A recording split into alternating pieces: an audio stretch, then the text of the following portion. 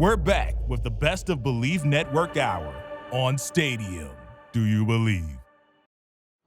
We're back, baby. It's a charity stripe. Pitch your free throws because they are free. Joshua Fisher, Alexander Desopoulos, Nikki Snacks, Kreider. Best of Bleav right here on Stadium. We have 2 clips talking baseball coming your way. We have Unfiltered with Casey Stern talking a little Mets.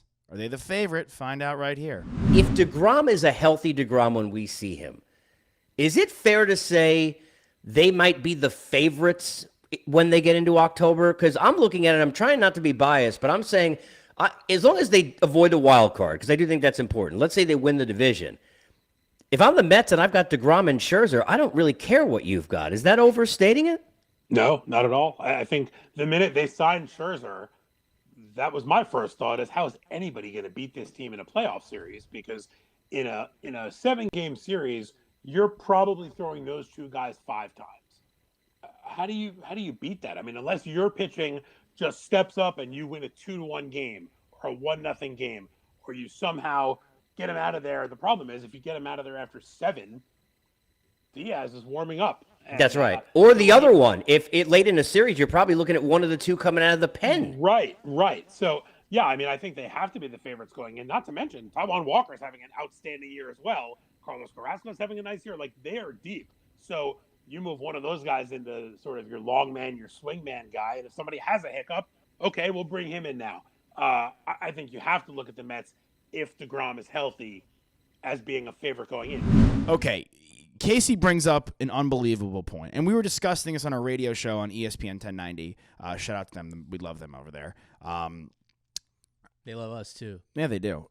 The 1-2 punch of DeGrom and Scherzer is the best in baseball. You can't really fight on that. Right. We've said the best rotation is the Astros, by the way. Valdez, Garcia, Urquidy.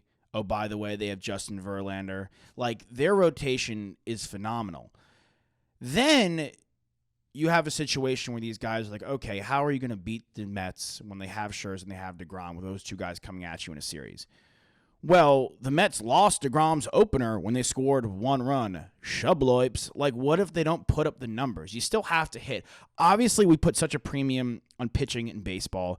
We've the guys like Baumgartner, who are the heroes. Kluber, who, put on heroics for the Indians. Guys that just pitch till their arm falls off in the postseason. Like, pitching matters tremendously. But we also see guys step up there. You need to have a lineup.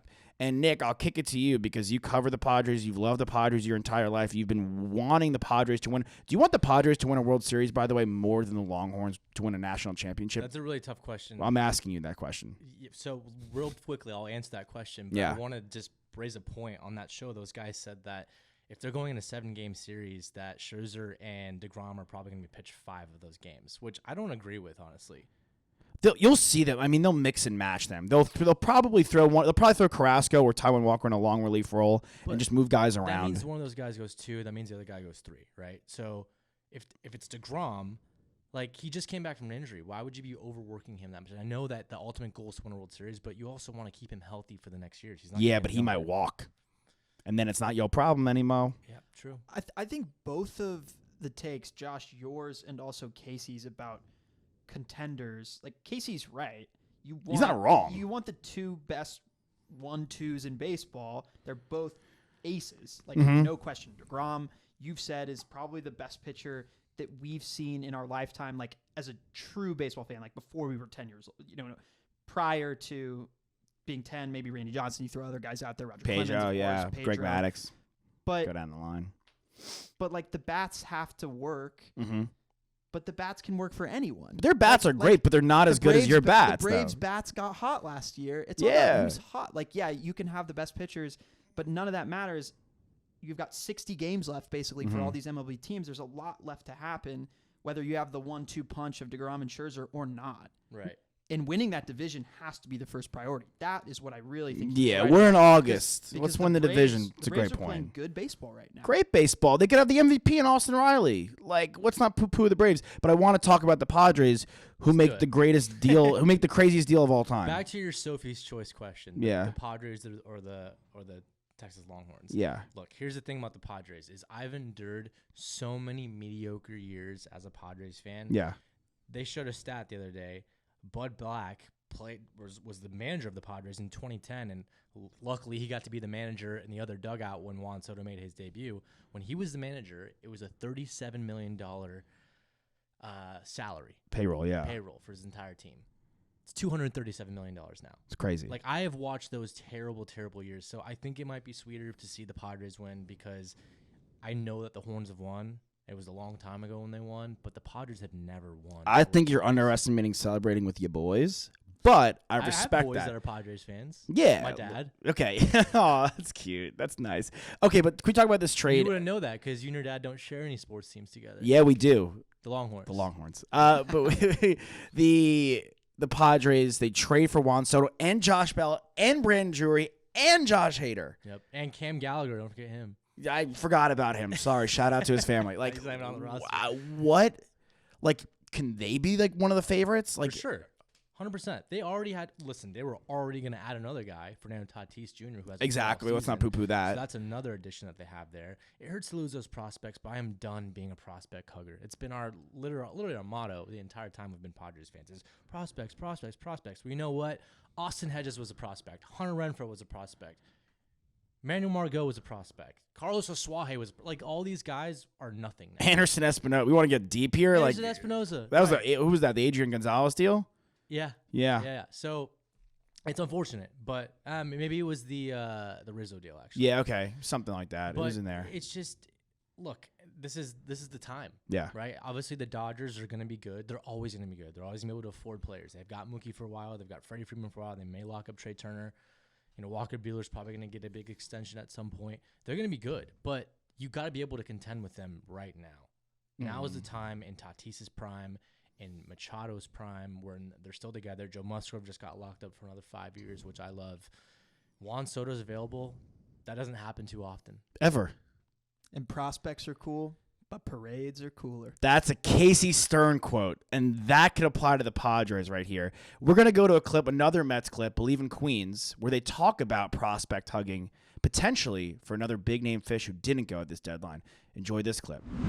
With the Mets holding Mark Vientos and Ronnie Mauricio, and with our, incredible draft picks that we just had becoming trade eligible December 15th, how legitimate are we in terms of being players for Shohei Otani this winter? Oh my. Okay. I got you so excited. You're choking. I wasn't ready for that. Wow. Look, that would be a tremendous get. Obviously for a multitude of reasons. Seeing that guy in the New York market would be fantastic. Seeing him hopefully, theoretically next year in a playoff position to get to the playoffs and have a chance to win, which I Bleav the Mets will obviously still have an opportunity to do, would be just outrageous. Just to think of that.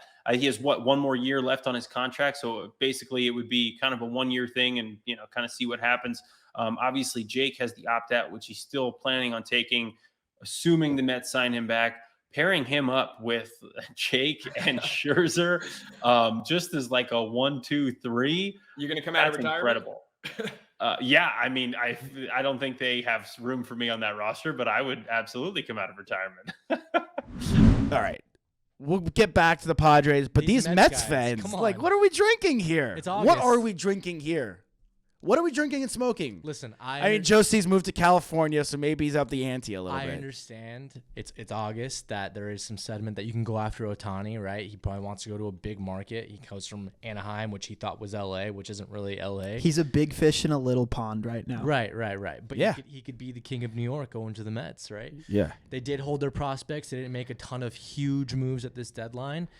I could see it happening in the offseason, but look, we're talking about a World Series right now. Why are we getting our heads confused with Otani? And because this is a team that doesn't win, okay? If I'm the Red Sox, I'm not thinking about the offseason. Maybe I am right now because we're 53-53. But if I'm the Red Sox and we're in a position like this, I got my eyes on the prize. Mm-hmm. You think the Yankees are sitting there going, oh, maybe we get Otani in the off? No. Because I don't think they could. Maybe they could do whatever they want. They're the New York Yankees. Get used to that. They know that. The New York Yankees can do. Soto, but couldn't get him.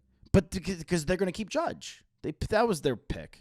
Because if you do get Do you think Soto, it's a lock that they keep Judge? now I do. I think At the this- commit. at He this might hit point- 60 home runs. Like Yeah, you got to it- keep the He guy. might hit 70 home runs.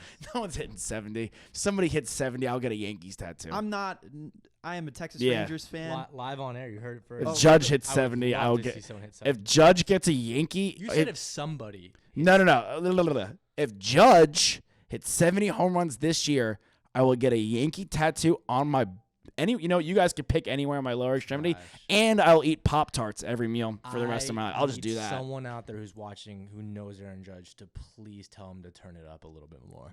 Yeah, Turn it- you- can't turn it up anymore. What I- 70 would be bonkers. I'll have What to I'm get a tired tattoo. of seeing though is people saying like, "Oh, but like the Yankees have a short right field, left field porch." Have you watched that guy hit a home run? Dude, He hits it like moon. 460 every time. To the moon. He to does, the but moon. there are some home runs that they track that aren't home runs in other stadiums. Yeah, sure, but, to- recently, like they've been bombs. Oh yeah. of He course. bombs. He bombs. All right. Bombers, Bronx Bomber. We'll get back to baseball maybe later, but we have football coming up. We have On My Block with Mike Wall and Amon Green. It's a Packers podcast. And we have Sean Salisbury's show. So stick around. Don't go anywhere. Hit your free throws because they are free.